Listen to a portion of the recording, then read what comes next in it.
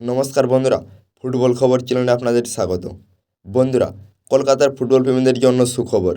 এবার পুরনো চ্যানেলেই দেখা যাবে আইএসএল।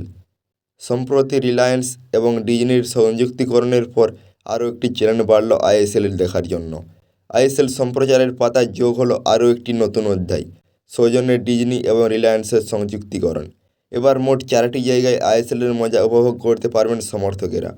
উচ্ছ্বাসিত কলকাতার 3 প্রধানের সমর্থকেরাও তাদের প্রিয় দলের খেলা দেখার জন্য বাড়ল আরও একটি চ্যানেল। 3 ডিসেম্বর আনুষ্ঠানিকভাবে এই সংযুক্তিকরণের ঘোষণা করা হয় দুই পক্ষের তরফ থেকেই। ম্যাচ ডে 11 অর্থাৎ আজ থেকে কার্যকরী হবে এটি। হায়দ্রাবাদ এফসি এবং এফসি গোয়ার ম্যাচ থেকেই স্টার স্পোর্ট 3তেও এবার দেখা যাবে এই ম্যাচ। 2014 সালে আইএসএল শুরু হওয়ার পর টানা 9 বছর স্টার স্পোর্টেই দেখা যেত আইএসএল। জনপ্রিয় হওয়ার পর টিভির পাশাপাশি ওটিটি প্ল্যাটফর্মেও হটস্টারেও সম্প্রচার হতো ম্যাচের।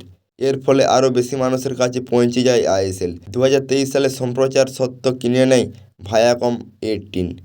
টিভির পর্দায় স্পোর্ট 18-3তে দেখা যেত এই ম্যাচ। ওটিটি প্ল্যাটফর্মে জিও সিনেমাতেও সরাসরি সম্প্রচার হতো ম্যাচের। আগে কোথায় দেখা যেত আইপিএল? গত মরশুমে এবং এই মরশুমে ম্যাচ ডে 10 পর্যন্ত 3টি জায়গায় দেখা যেত আইএসএল। টিভির পর্দায় স্পোর্টস 18-3 এবং এশিয়ানেট প্লাস চ্যানেলে দেখা যেত আইএসএল। ওটিটি প্ল্যাটফর্মে জিও সিনেমাতে সরাসরি সম্প্রচার হতো ম্যাচের। এখন কোথায় দেখা যাবে? রিলায়েন্স এবং ডিজনির সংযুক্তিকরণের পর ম্যাচ ডে 11 থেকে টিভি এবং ওটিটি প্ল্যাটফর্ম মিলিয়ে মোট 4টি জায়গায় দেখা যাবে আইএসএলের ম্যাচ।